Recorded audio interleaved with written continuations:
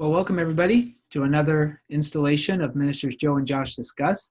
Today we are talking about Genesis chapter 21, verses 8 and following, and we're going to do our best to finish the chapter. All right, Minister Joe, let's get into Genesis chapter 21. I will read the passage, and then we will discuss. So again, maybe we should just read it, but I was hoping for more from Abraham and Sarah right now than I got in this passage. I don't know how you felt, but we'll see how it goes. So this is Genesis 21, verse 8. The child grew and was weaned, and Abraham made a great feast on the day that Isaac was weaned. Remember last week, we just dealt with the birth of Isaac at the end. And I'm guessing in these days, I've read a little bit. I think it's about 2 years, though I read some documents that say that children could be nursed right up to age 4 in the ancient world. So it's a while. It's not after the first year like it often is in our day. Yeah. So Abraham made a great feast on the day that Isaac was weaned, but Sarah saw the son of Hagar the Egyptian, whom she had borne to Abraham, playing with her son Isaac. So she said to Abraham, "Cast out this slave woman with her son, for the son of this slave woman shall not inherit along with my son Isaac." The matter was very distressing to Abraham on account of his son. But God said to Abraham, "Do not be distressed because of the boy and because of your slave woman. Whatever Sarah says to you, do as she tells you, for it's through Isaac that offspring shall be named for you.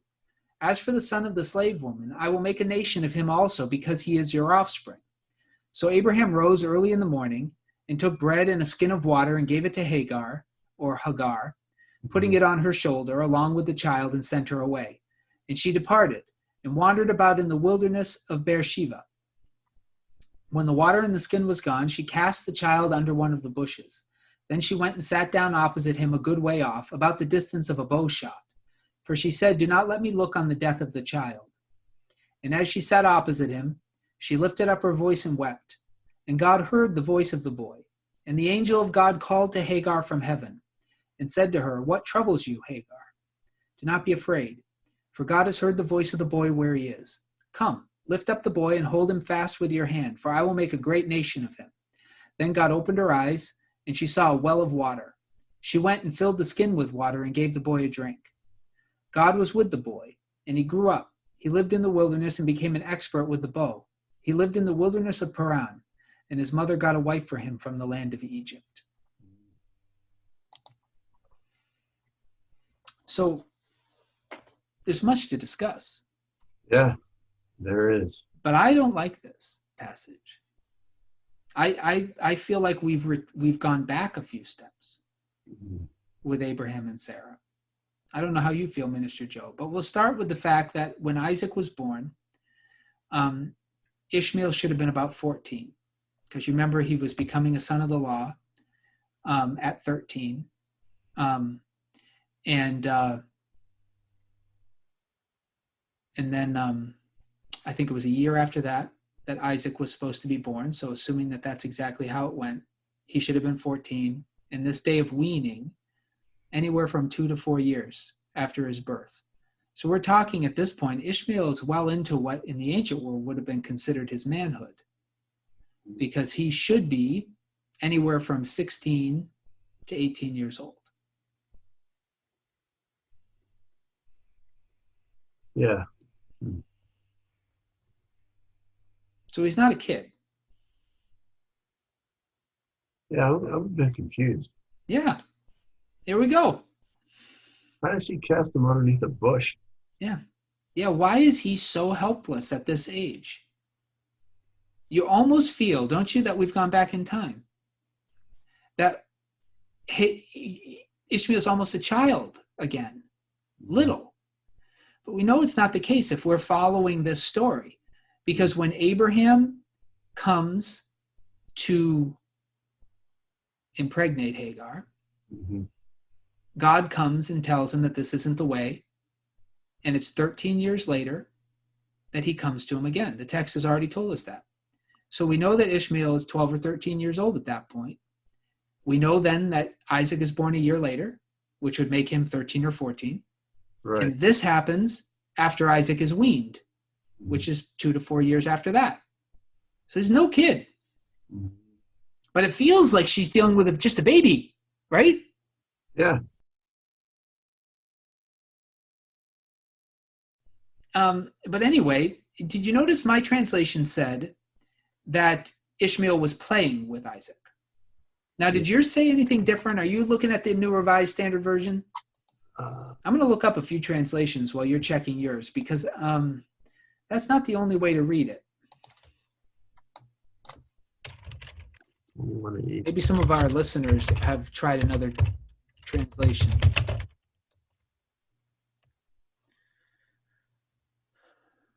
So, like for instance, the NIV says, but Sarah saw that the son whom Hagar the Egyptian had borne to Abraham was mocking. Was mocking, yeah. Yeah.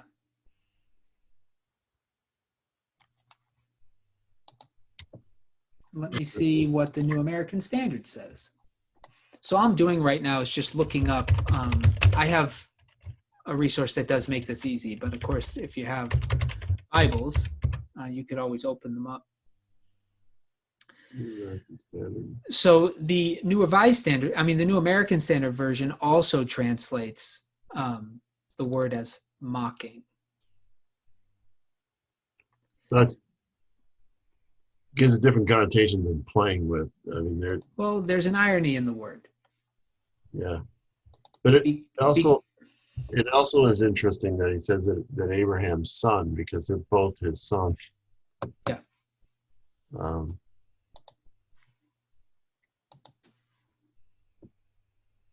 So the word playing, and I'm looking this up while we're talking just to be sure that I'm correct here, is the word for laughter. It's the word that Isaac's name is based on.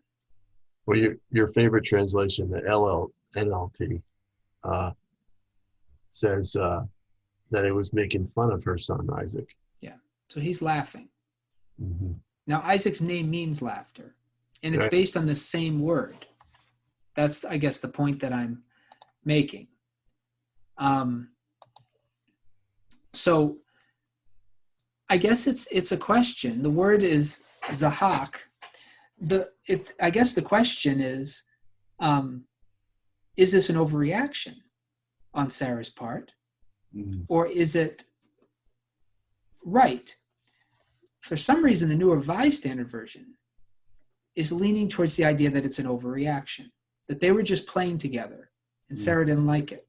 But the other translations, the New American Standard and the NIV, are seeing behind this laughter mocking, that he is making fun of Isaac or teasing him maybe, which is hard. Isaac is either between 2 and 4 years old, mm-hmm. and Ishmael is in his teens. Mm-hmm. So what do you think? Do you think this was violent? Every time I see this filmed, Ishmael is tormenting Isaac. And of course, they get the ages all wrong. Ishmael's like 12 years old or 10, and Isaac is like a toddler. And he's harassing him. He's teasing him. But what do you think is going on here? Yeah, it's I guess at first I felt confused because of the ages, like we're talking about. But I did work at a boys' home several jobs ago, and this sounds like a very familiar case study there, which I can't give names for, obviously, but the similarity between blended families or blended parents, and basically a son from a different marriage that was older, and so the connotation of the type of molesting comes to mind, but I don't want to. But you don't mean molesting in a sexual way. You mean just kind of harassing him. Well, initially that's the things that come up inside me when you hear the age difference. Okay. Because of that background of what I just described about the boys' home. Yeah. But the idea of being mocked, I think it's cruel. You see it constantly with kids. They make fun of each other. They can be brutal in the way they treat each other. And I think in this situation, he's basically, Ishmael is basically, I'm sure looked down on, um, because of the situation. Yeah. You're not the chosen one, sort of, that Yeah. connotation. So it would be very natural, I think, of a kid that age saying, "Oh, you're supposed to be the one who's going to be the God's elect, or Yeah. God's people, and look at you. You got." Yeah. It's interesting. Like, the way that I read this, I think the text is deliberately being obscure. Mm-hmm. Clearly, you got an older teenager playing with a toddler, and the mother sees this happening and doesn't like what she sees. How common is that? Oh yeah. Now, if they wanted to defend Sarah and make it clear that she was justified in her concern, I think there would be more detail. Mm-hmm. If they wanted to dismiss Sarah and say she was overreacting, I think, again, there would be more detail. Mm-hmm. There's almost no detail here. The word just says that Ishmael was laughing. So we don't know if Sarah's reaction is justifiable or not, but it's understandable, right? If you see a teenager playing with your child and you see something going on you don't like, you get defensive. Yeah. And Sarah gets downright mean-spirited. And she might be saying, it's time for Ishmael to go, because Isaac is the one who's going to be the heir. And Ishmael is clearly moving toward adulthood. So she might be thinking what happened with Lot. It's time for us to separate. It's time for him to find his own path, because he's not going to inherit this. So why is he still here? So there are some old aches that are coming up in Sarah when she watches Ishmael and her son interact. Right. So I think it's meant to be vague. I don't think that the writer is trying to defend Sarah or to throw her under the bus. I think it's meant to be somewhat ambiguous. Yeah. Is she overreacting or isn't she? Well, something that came to my mind right away is that if it's almost like it's like Ishmael is stealing Isaac's laughter. By that kind of mocking, or his name essentially means laughter. Isaac does. Yeah. But for him to laugh at laughter is kind of like stealing it from him. Yeah. Yeah. And is embodying what his name means. Right. So it's could be seen as like almost he's stealing his identity. Yeah, I wonder if and there also is the possibility that Sarah is jealous. Yeah. Well, definitely threatened. I mean, talk about any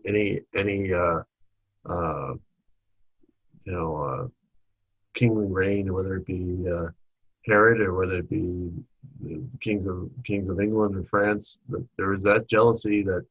Yeah.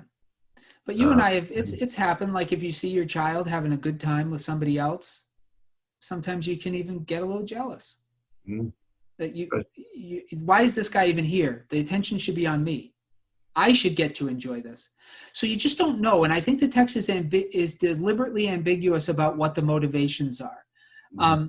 Maybe so we could have this conversation and consider what could be underneath it. But obviously it's not the driving point. It doesn't matter so much what motivates Sarah, other than her defensiveness of her child.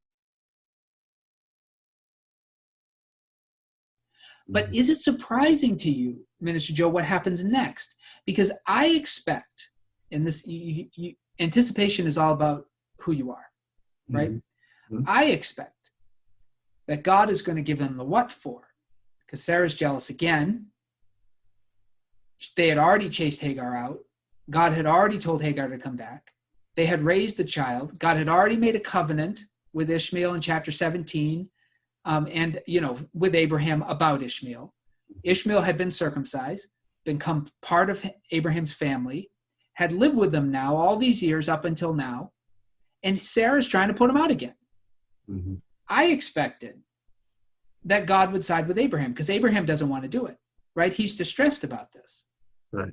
And I would have thought God would have said, yeah, Sarah's in the wrong here. But that's not what happens. Right. God says, don't be distressed because of the boy and because of your slave woman, who is still being called a slave woman. Isn't she technically his concubine? I'm irritated all over the place on this, Minister Joe. I can see, yeah. And whatever Sarah says to you, do as she tells you, for it's through Isaac that offspring will be named for you. Check your blood pressure. Yeah, I know. And then he reiterates, God reiterates the promise that he made about Ishmael, that he was going to make him into a great nation. Mm. But the thing that bothers me is that the Lord says, do whatever Sarah says to you. Now, I'm aware I'm wrong when I disagree with God. I know I'm wrong, but I can't see how. Minister Joe, help me to see how I'm wrong. That's not what I wanted to see happen. Right. Yeah. Right. Yeah. Well, defend this for me, Minister Joe. I know I'm wrong. I just don't know how. Yeah. Well, initially, I really feel like God is saying, trying to make that distinction between them two, between Ishmael and Isaac, in a sense that if this is what needs to happen in order to make this distinction, I think it almost brings out the reality of grace in Hagar and Ishmael, and the fact that they are people of the promise too, that they have the potential to participate in the faith of Abraham, despite their circumstances, even though this is the, it's going to sound bad, but God's second best. This is a whole situation that was created by. Yeah, but you're ducking my question. Yeah. Well, maybe you're ducking my question. Do you like that response that Sarah is justified here? And he says, do whatever she tells you. And Sarah says, I want him out. And so now he's got to throw them out. Do you like that? No, I don't. But that's God's advice. So we both are wrong then. So we need a third person here to tell us why we're wrong. We got to call a friend. We need to phone a friend. No, I'm trying to understand. Ted, you got any comments on this? Granted, so let me do my best to speak against myself. Here we go. Ishmael is nearly an adult. In this ancient world, he's been an adult for a while. So he's obviously still living in the tents of Abraham. And he's not become yet a productive member of any society. He's still living as though this is his house and he's going to stay here. So perhaps we have the situation where the 30-year-old is still living in mom and dad's basement and he hasn't gone out and taken ownership of his life. And Sarah is seeing that his continued presence increases the likelihood that he's going to become a rival for Isaac. So she wants him out in the sense that she wants him to go and start establishing his own life. Yeah. She wants him to be the adult he needs to be. So perhaps, and I'm just trying to understand why God would side with Sarah. I don't think he would side with Sarah if this was a petty concern. I just don't. Mm-hmm. So if it's just pettiness, if it's just her not liking the fact that Ishmael and Isaac are having a good time, it can't be that. And it can't be that Ishmael is harassing her son, because that's not the reason she gives. Like, she doesn't say to Abraham, I want Ishmael gone because he's a jerk. It's about the inheritance for her. That's the point where God seems to agree with her.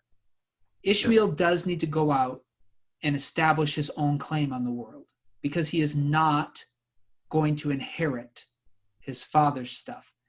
That, I think if I have to argue against I don't like this, but the only way I can understand God's point is that it is time, just like it was time for Lot and Abram to separate, it is time for Ishmael to separate out from the household of Abraham. And maybe it's taken too long.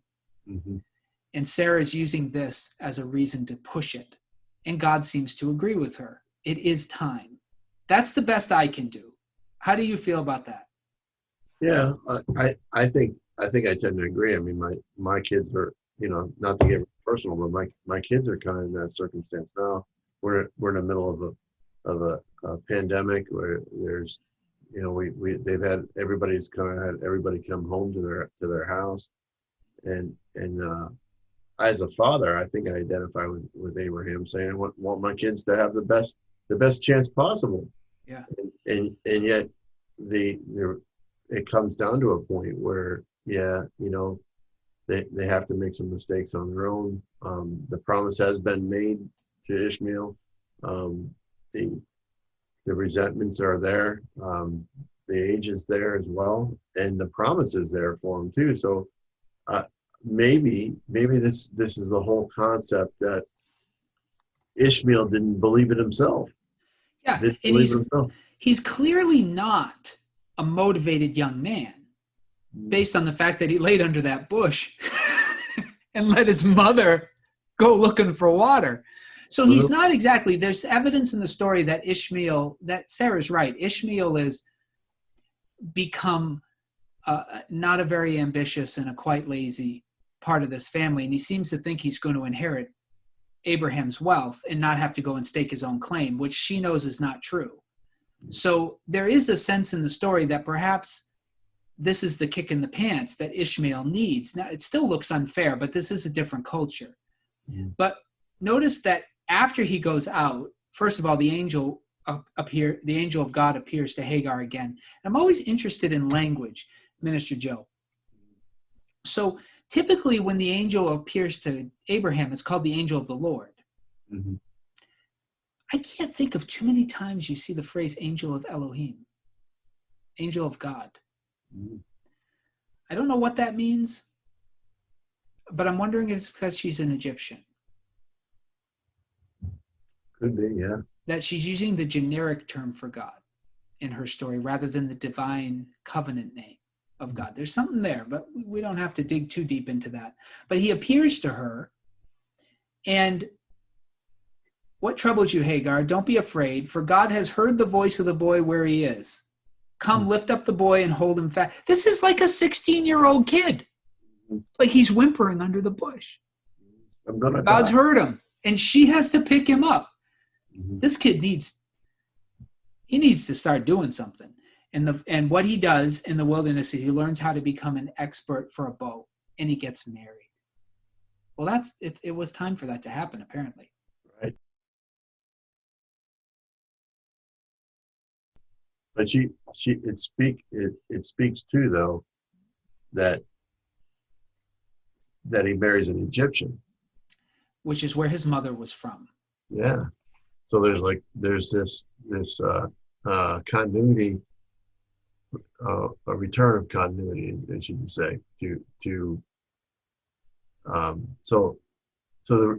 there's more to it than that, I think. I mean, because obviously Egypt has other issues, right, further down the road, but also and this weird combination of Ishmael and Egypt and Israel that plays out in the Exodus as well, mm-hmm. because Moses, when he goes into the 40 years as a shepherd, between the 40 years in Egypt and his 40 years of leading the people of Israel, that 40 years where he's a shepherd, he marries a Midianite woman who is a descendant of Ishmael, who married an Egyptian.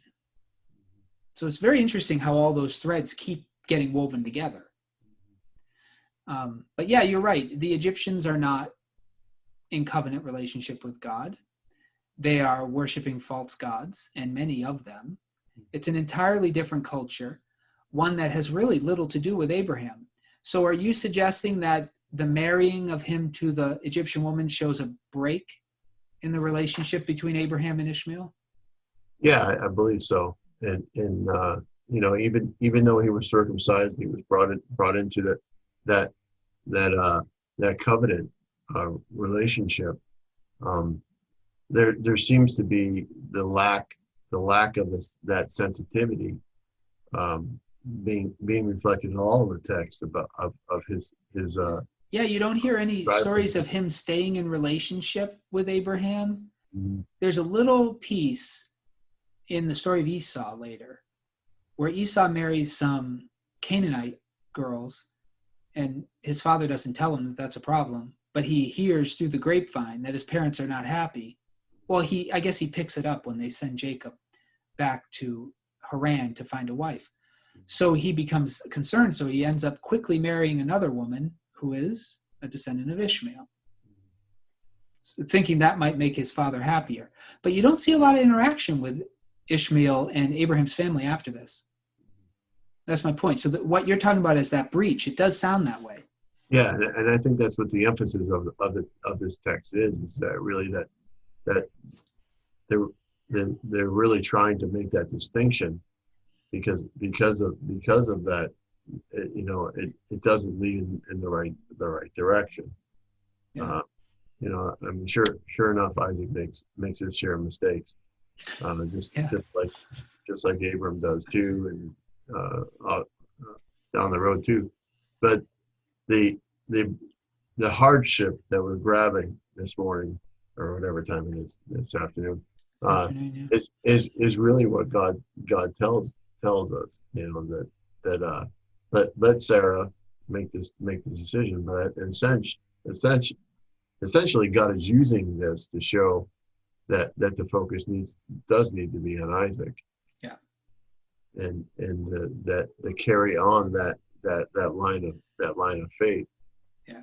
Now, granted, this is a different culture, so inheritance rights matter, and the way they treat children is very different than we do. But I still imagine, and you said that you identify with Abraham a bit, and I do too. I think this must have been so hard for Abraham to make what looks like a clean break with his eldest son because of God's covenant. Yeah. Sometimes I wonder when Jesus says you have to hate mother, father, sister, brother, son or daughter for my sake, or else you're not worthy of me. He says that in the gospel. You certainly see that lived out here in Abraham. Like the covenant God's made with him and the promises made to Isaac requires a breach with his son Ishmael, which the text makes clear is not what Abraham wants to do. He's distressed by it. The only reason he allows them to be removed from his household is because God tells him to. He does not do it because his wife tells him to. Mm-hmm. He does it because God tells him to. And I think it would take that much. It's very clear to me that Abraham loves Ishmael. Sarah doesn't. It's not her son. But Abraham loves him. But it's very interesting, though. I mean, the next chapter, without letting the cat out of the bag, shows the severance of a relationship in some ways. I think that are never really the same. I think for Ishmael, it was the circumcision that distanced him from his relationship with Abraham.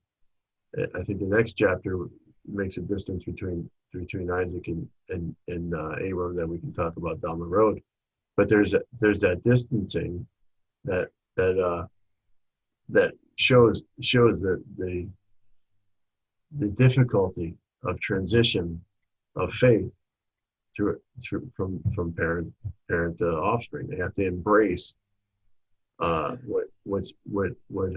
God has said through the parent. So I think and you're pointing out something that is important to see because it's a theme, and that is that the family of those who are called by God in this way, they often suffer for it. And that's the unspoken thing. You're talking about Ishmael, who's a 13-year-old boy, has to be circumcised because of God's covenant with Abraham. That must have been a bitter pill for him to swallow. We're going to get next week into the sacrifice of Isaac on Mount Moriah, which is, I mean, who's paying the greater price there, Isaac or Abraham? We might have a debate about that. But still, Isaac is going to be sacrificed if God doesn't intervene. We think about the story of Job. Job gets caught up in a dispute between the Satan and God over his righteousness and ends up suffering terribly as he is this argument is played out on his flesh, and he loses his children. His children are killed as part of that debate. Sometimes you might say you don't want to be the child of someone or the husband of someone or the wife of someone who's called like this. You remember Ezekiel, worst passage in all the scriptures. Why not just bring them all up today? Open them in my view, the worst passage in all the scriptures is when God comes to Ezekiel and says, as a sign to Israel, I'm going to kill your wife. And he does it. What a horrible call. Who would want to be Ezekiel? That poor guy had to shave all his hair off and throw it around the city. He had to lay on one side for a year and cook his food over animal dung. And then to top it all off, God kills his wife. This is so there is a price to be paid, and it's difficult for these children of Abraham. I mean, Ishmael gets put out because of the call. Isaac gets almost sacrificed because of the call. Sarah, has her own price to pay because of his call. It's not all roses for this call that God's placed on his life. There's a lot of very difficult decisions that come with it. So they weren't buying into the prosperity gospel, but no, I mean, even though Abraham is often the example of the prosperity gospel because he follows God and he does become very wealthy, but there's also a lot of suffering in that man's life. Oh yeah. Yeah. So to do those things, I think we kind of segregate some of those feelings, some of those, what it must have been like, the mind games and that sort of stuff. Because it's not really in the narrative. We have no idea what he was thinking when he had to do these things. The visual is very hard to think about. Just talked it over with some friends just more recently about the circumcision of all the people in his house, the servants and all that, and what that took. By the third person, you'd probably say, enough of this. Yeah. The Lord, there's a cost to following him. Now, of course, we believe that cost is worth it, but not everybody will agree. There'll be people around us that don't agree that the cost is worth it. It's very difficult to follow God, especially when he's asking you to do something that the people around you wouldn't want to see done. Very, very difficult. And Abraham faces that quite a number of times. In this case, God sides with Sarah. So a rift is caused between he and Ishmael, but he and Sarah get closer.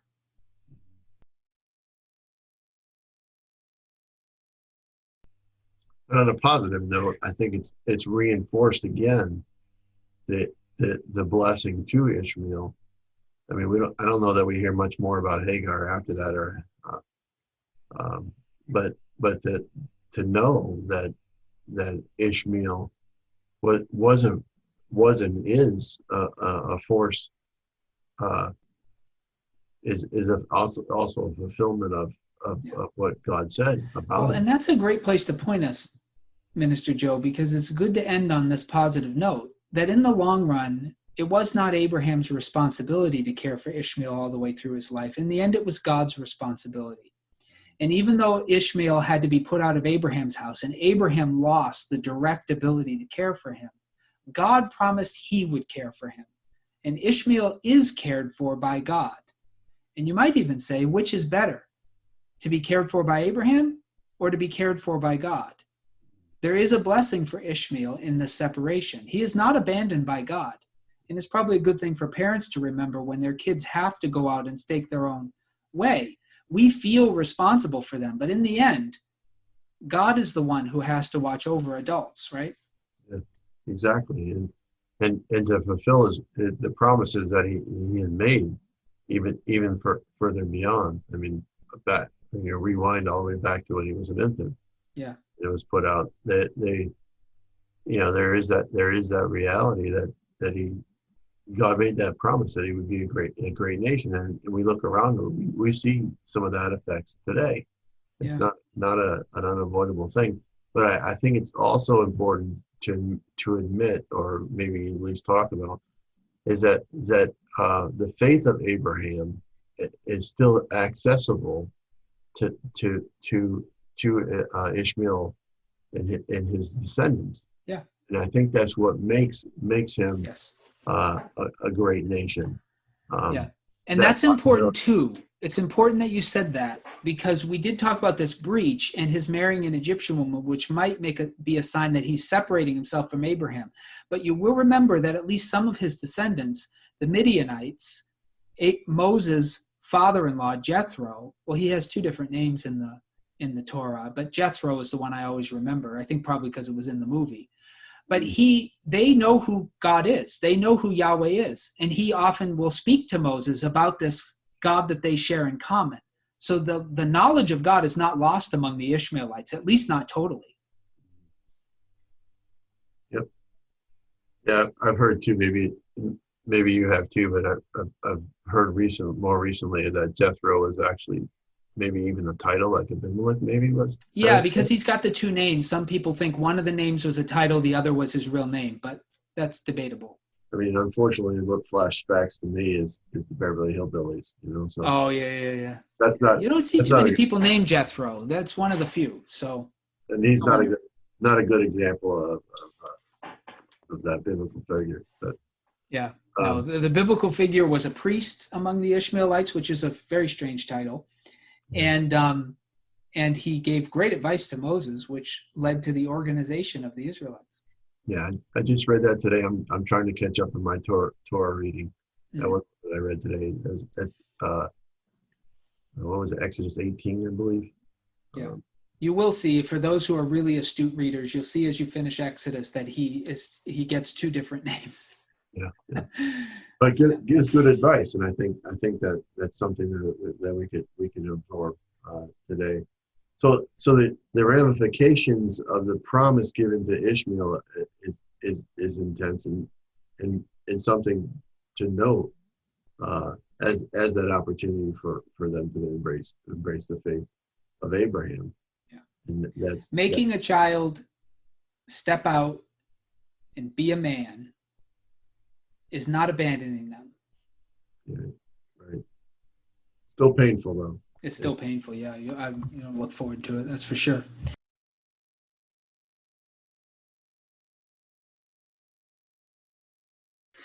All right, let's look at Genesis 21, verse 22. I'm again reading from the New Revised Standard Version, but now I'm gun shy after the last one, but we'll see how we do here. All right. At that time, Abimelek. So we are back with Abimelek, Minister Joe. Different guy, probably, right? This is, I think this is the same guy. Same guy, you think? I think different when Isaac deals with him. But this isn't too long afterwards, right? Yeah. Maybe. Who knows? At that time, Abimelek, with Phicol, the commander of his army, said to Abraham, God is with you in all that you do. Now, therefore, swear to me here by God that you will not deal falsely with me or with my offspring or with my posterity. But as I have dealt loyally with you, you will deal with me and with the land where you have resided as an alien. And Abraham said, I swear it. When Abraham complained to Abimelech about a well of water that Abimelech's servants had seized, Abimelech said, I don't know who has done this. You did not tell me, and I've not heard of it till today. So Abraham took sheep and oxen and gave them to Abimelech, and the two men made a covenant. Abraham set apart 7 ewe lambs of the flock, and Abimelech said to Abraham, what is the meaning of these 7 ewe lambs that you've set apart? He said, these 7 ewe lambs you shall accept from my hand, in order that you may be a witness for me that I dug this well. Therefore, that place was called Beersheba, because there both of them swore an oath. When they had made a covenant at Beersheba, Abimelech, with Phicol, the commander of his army, left and returned to the land of the Philistines. Abraham planted a tamarisk tree in Beersheba and called there on the name of the Lord, the everlasting God. And Abraham resided as an alien many days in the lands of the Philistines. So, one thing we just found out that I didn't know is that the Philistines were in control of the Negev in these days. So the Negev is an area south of Israel. I'll do my best, see if I can find our biblical place maps thing so we can show you where it is here.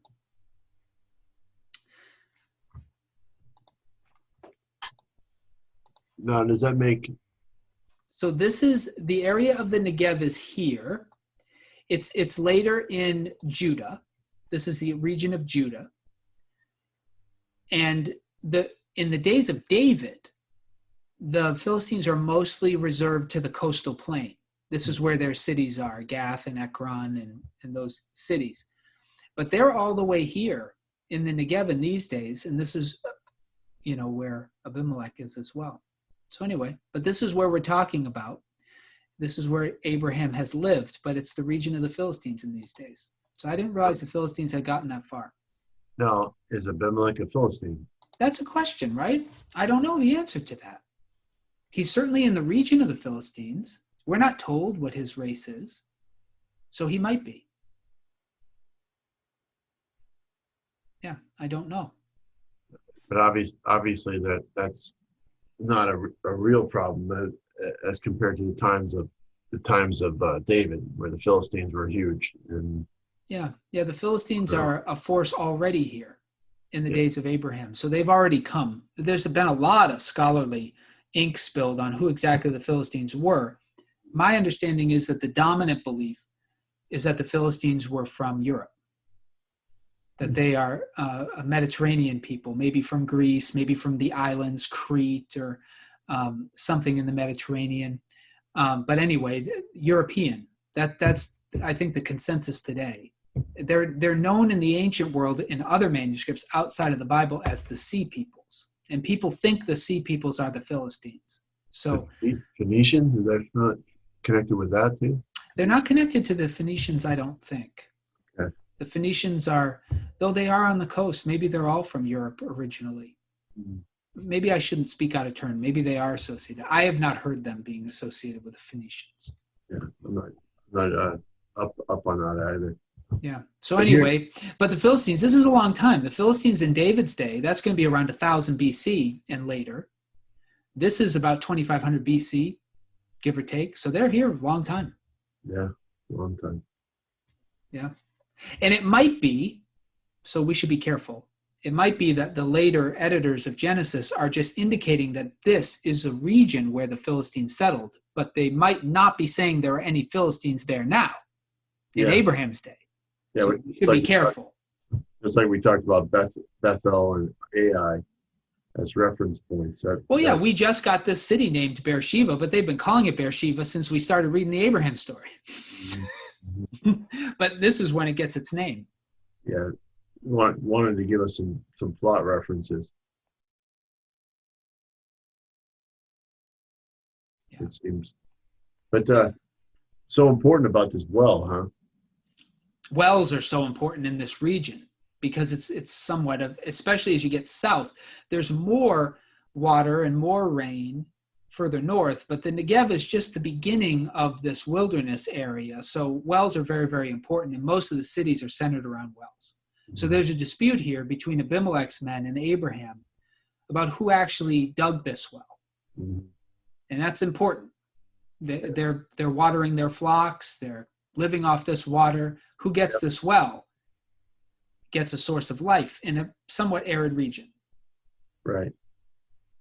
So in some ways, it seems like Abraham is making kind of a covenant with Abimelech. Yeah, there is. Abimelech is clearly the greater in this relationship, at least at the initial, because he initiates the conversation. But he wants this covenant with Abraham because God is with him. Mm-hmm. So there's something, if we think about geopolitically, Abimelech is greater because he's a resident of this land and he's a king. But when we look at amount of household goods, Abraham is higher. So Abimelech wants to make a covenant with Abraham because he sees this going poorly for him eventually. So he wants an agreement. Right. So this is similar to the situation Abraham was with Lot. He and Lot were kind of outgrowing each other. They decide to separate. Abimelech decides to make a covenant. It's different. Mm-hmm. Right? But he comes to Abraham and he wants guarantees that Abraham doesn't mean him any harm. Right. And Abraham agrees. But Abraham has a problem. Mm-hmm. You took my well. Right. Yeah, he says, you have no charm. Yeah, that's right. You have no charm. What, a peanut? Yeah, so Abram complains, I don't mean you any harm. I swear I don't. Yeah. But there is this dispute, which probably Abimelech knew already. As you go through this story, this is the dance in this culture for how to make agreements. And so Abimelech begins by saying, obviously the dispute of the well is what it's all about, right? Who owns this land? Right. So he drops a few hints. He's being very polite. He obviously respects Abraham. We remember the previous story. He took Abram's wife, didn't go very well. God cursed his family. Abraham needed to pray. So Abimelech is cautious. He's coming in here a little cautious, even though Abraham is his inferior, politically speaking. He's still coming in cautious. He says, God's with you. Swear to me here that God will not deal falsely, that you'll not deal falsely with me or my offspring, because I've been loyal to you. That's the word chesed, by the way. I've shown you hesed, and you're an alien. You notice he dropped that little nugget? Oh, yeah. You're an alien in this land. Yeah. So he's coming at Abraham to remind him, I've been good to you. I've been loyal to you, and you're an alien. So I want you to tell me that you are going to be good to me. And Abraham says yes. But then in verse 25, they're going to get at what this is all about. Right, right. Oh, sure. I don't mean any harm, but we got to deal with this well. And Abimelech says, I didn't know anything about a well. Did you catch that? Yeah. I don't know anything about it. It's the first I've heard of this. It's the first I heard of it. Why didn't you tell me? Yeah. And you kind of want to go back and go, why are you making this covenant then, Abimelech, if you don't know anything about this well? But this is just the dance.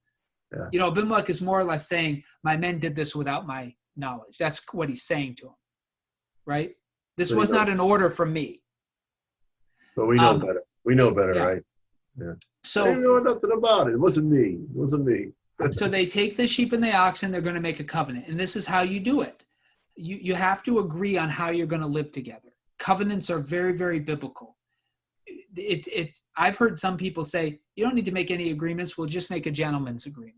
That's not a biblical thing. Throughout the scriptures, formal agreements are made in order to define the relationship between two parties. And both parties are expected to live up to what they say they're going to do. Very, very biblical, these kinds of covenants. Funny enough, I hear a lot of Christians claiming that those kind of covenants are unnecessary for real believing people. But anyway, you'll see it all the way through. Obviously, this is Abraham, but you'll see it all the way through. So they make this covenant. Abraham sets apart 7 ewe lambs. You probably know better what a ewe lamb is than I do. Why don't you tell the people? A ewe lamb would be an actual sheep. I mean, yeah, it's a female sheep, though, right? Yeah, I believe so. Yeah. So he sets apart these 7, and Abimelech says, so what are these 7 lambs about? Yeah. Right? This is all the dance. Yeah. This is how you make a covenant. And Abraham wants it to be specific. This is a pledge. He's more or less buying the rights to a well that he himself dug. Right. But it's in Abimelech's territory. So Abraham may have discovered it, but he also knows who owns it. So, at least for now, Abraham also knows all this land is going to be his, but that's a long way in the future. So he gives him these 7 lambs. He says, I'm going to give you these 7 ewe lambs, 7 female lambs, which, when you're given a female, you're also given the future, right? Because they can produce offspring. So this is not an insubstantial investment. And Abimelech agrees. Right. And he lets Abraham settle there. So that's the story. It's very significant because this is Judah, first of all, and it's part of the story is trying to establish that Abraham did purchase the rights. This will be several other stories will also say the same thing. He also purchases a field to bury his wife in when the time comes, right? Yep. It's important that he has bought places in this land. That makes him a resident. Right. This is like a type of citizenship. He has been given the right by a king of the land to settle in Beersheba and given exclusive rights to the well. Very important. You'll notice in Isaac's story, he spends his whole life around this well. Right. Yeah. So Abraham now is not a foreigner. That's the point. He now owns or has the rights to some of the land, and he bought it with the produce God gave him. So that's very significant. But it's still the land of the Philistines. Right. Yeah. What's up with the tamarisk tree? You know anything about that? He plants a tree. As far as I know, that is similar in this culture to putting a flag down. Do you ever see that movie with Tom Cruise? What's it called? Far and Away? Do you ever see that movie? Well, it doesn't matter. Sure. In the movie, and I don't know if this happened historically, that's why I mentioned the movie. They were giving away land in the Great Plains, and whoever could get there first put down their flag, and that was their land.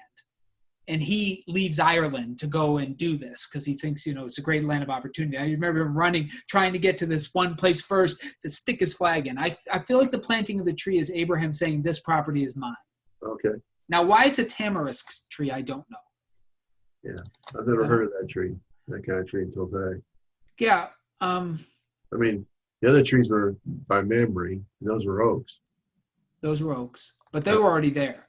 They were already there, yeah. Established. That's the idea, established, right? Right, So exactly. he's planting a tamarisk tree. I would say that maybe a tamarisk tree, maybe one of those quick-growing trees, Maybe. He's putting down roots anyway. Yeah. Yeah, I can try and look it up because I honestly don't know what a tamarisk tree is. Yeah, we need a So botanist. see, people were thinking in real time. This was a question I didn't even think to ask. So I'm going to the greatest of all resources, Google. Google. We're making everything transparent. This is a website called Discover Moab. If you'd like to go to Moab and Nice. have a tour, I guess you would go here. And it's got all kind of transportation and attractions that you can see in Moab. And Nice. And they have a tamarisk tree. Is it a reference to this point? yeah, apparently it's a tree that grows there, and lots of people ask a lot of questions. And it says it's also known as a salt cedar. It's a deciduous shrub or small tree from Eurasia. Can grow as high as 25 feet tall. The bark on the saplings and young branches is purplish or reddish brown. Leaves are scale-like with salt-secreting glands. Flowers are small, and the petals are reddish, pinkish, or white. Each plant can produce as many as 500,000 seeds annually. Hey, do you think this was the burning bush? I don't know. Well, I'll tell you this. I didn't realize that's a lot of seeds. Yeah. It's a very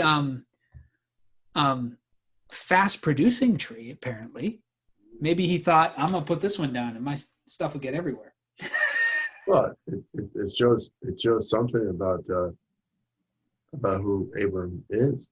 Yeah. I mean, And I'm guessing that when Exodus is being written, there may be tamarisk trees in this region that they would associate with Abraham. Mm. Because you need a permanent fixture to make a claim on land in the ancient world. You need some improvement you did to that land that can still be seen at the time you're claiming it. Like you'd say, my grandfather planted that tree, or my great-grandfather dug that well. That's the disputes you find all through the scriptures when it comes to these ancient patriarchal narratives. Mm-hmm. So Abraham is putting something that the future can look back to and verify his story. And you'll notice when a covenant is made, mountains are called to witness, stones are called to witness, rivers are called to witness, trees are called to witness. So it may be that this tree planting for Abraham is meant to be a sign of the covenant he's just made with Abimelek. So Abimelek and anybody else can remember the covenant? Yeah, he planted that tree. Yeah. As a permanent witness compared to the other two, where that would be the commander of the forces. Right. That was their Philco. Yeah. Picol, I think, is the name in Hebrew. Yeah, and this will be important in Isaac's day. We haven't gotten to Isaac yet, but as an adult, Isaac is going to have a lot of disputes with Abimelech's descendants over who dug which wells. Right. Isaac is a prolific well digger. Have you ever met people who know how to do the witching wand and find water? I've seen movies on it. I don't know. Oh, you've never seen? Well, here's a little tidbit, Minister Joe. My wife's grandfather was a master of the witching wand. Really? Yeah, he gave it up at one point because he thought it was unchristian because it was called a witching wand. But then he realized, he did some study and found out it's all scientific. Like the gravity actually changes around bodies of water. And so that's what it's sensing, and he was very good at it, he said. And so Isaac apparently is very good at discovering wells. He digs a lot of them in a very arid region, and he's constantly in disputes with Abimelech's children over which wells are his. And so this will come up again. Yeah, it's important. Can't just say, "Oh well." Yeah, yeah. That's a lot of work. I can't imagine. Have you ever tried to find a well?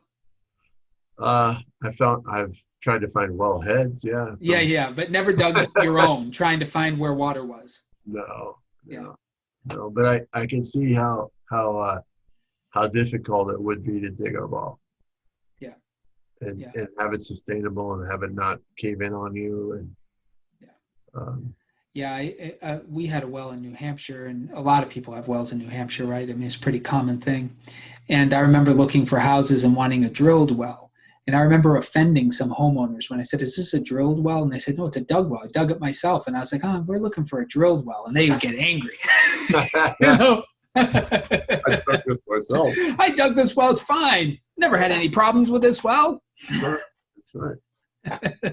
Yeah, I mean, there is that essence of life, of water giving life. Without water, you're not going to last very long. What's it? 30 days without, you can live without water. Is that what it is?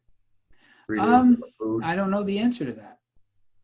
It's It's not a long time. No, I don't think you can go 30 days without water. Oh, really? Yeah. I think you can I'd be surprised if you could go more than a week without any water. Yeah, I guess it depends on where you are, right? And if you're in a hotter climate, you need the water to process.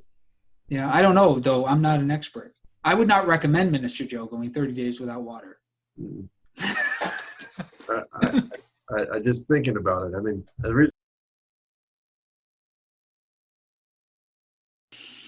So anyway, I think there are a few things people can get away from this last section. It's not nearly as narratively interesting to people in our culture as the first part of what we talked about. But these covenants and how to make them and how to establish yourself in a land that you're a foreigner in, you get a lot of that in Abraham. And of course, we have lived in the United States. I'm a citizen, you're a citizen. We were both born here. So we never really had to figure out how we were going to stake a claim in territory that was foreign. But if you've ever moved towns, if you've ever gone to a place where you don't own anything, you have to go through the rigmarole of how to establish a place, whether you're signing a lease in an apartment or you're putting money down and buying a house.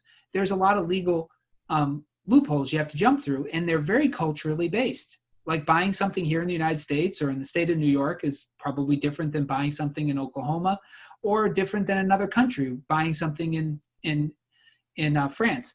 What this reminds us is that Abraham is an immigrant trying to make a foothold in a land not his own.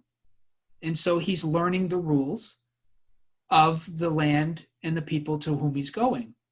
And so he makes a covenant with Abimelech that is the type of covenants made in this land. And Abraham is very careful about it, and he goes through all the proper procedures, and he gets a well. Abraham is now of this land. Right. God's going to give him the whole land, but right now he's got a well.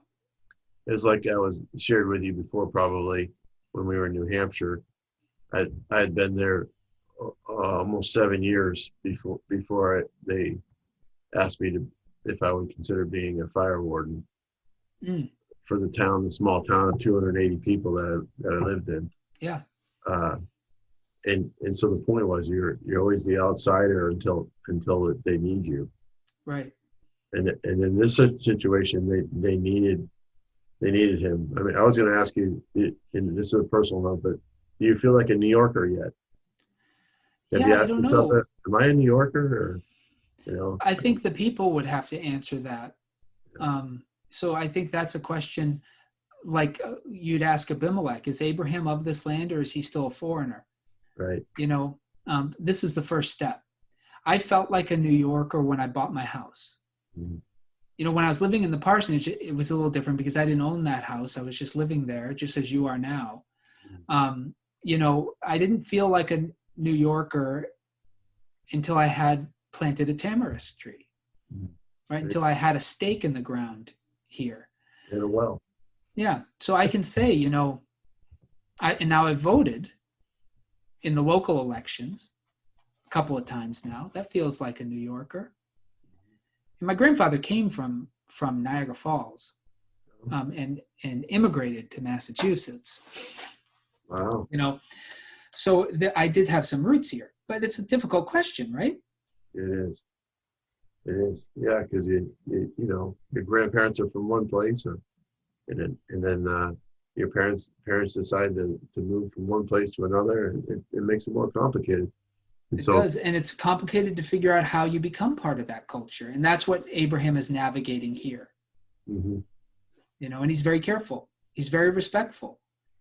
Yeah, whether or not you'll be taken serious for what you're doing. I mean, like just recently, I posted a project that I'm starting on an office chair on Facebook, and somebody made a comment saying, "Well, I have a bureau in my garage," and I just was like, "Well, I'd have to take a look at it. I have limited space too." Yeah, exactly. So the reality is whether or not you need to know how well you can take somebody serious, or whether they're making fun of you, like earlier in the chapter.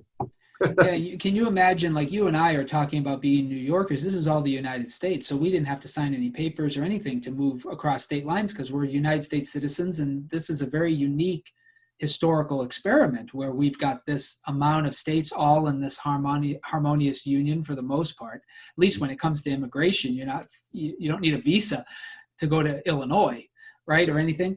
Can you imagine leaving your country and trying to settle yourself in a new place? And that's what Abraham's experiencing, right? Right. And it's a fought over place it says the Philistines. They're just one people group of many who populate this area, and there's a lot of territorial disputes. So it's pretty significant Abraham's getting a foothold here, and that's what the story's meant to tell us. And for those who have ever done this, who have ever changed cultural locations and tried to find your way, how long has Abraham been in this land? He finally owns a well. Took a long time. Yeah. Yeah. They said at least 20 25, 26 years at this point. Yeah, at least, yeah. Yeah. So it's been a long time. So anyway, a little something for everybody in the story of Abraham, no matter what you're doing or going through. Yeah, and it is interesting that both these two stories or narratives are in this chapter. And they're related though, aren't they? Yeah, you would think so, because Abimelek could have done the same thing to Abraham that was pretty much being proposed to Ishmael. Move on, you're in our space. And Ishmael is going to control that southern wilderness area, and he's a child of Abraham. So Abraham he's done more than planted a tree. In this passage, he planted a tree at the well in Beersheba and an entire people in the wilderness. So that tree and Ishmael may be more related than we think. Right. Abraham's getting a foothold in this land. Yeah, and Abimelek's getting nervous. He's looking for trees. Exactly. When the local inhabitants want to make a treaty, something's happening. That's right. Yeah. So thank you, Minister Joe. Any final words for the folks?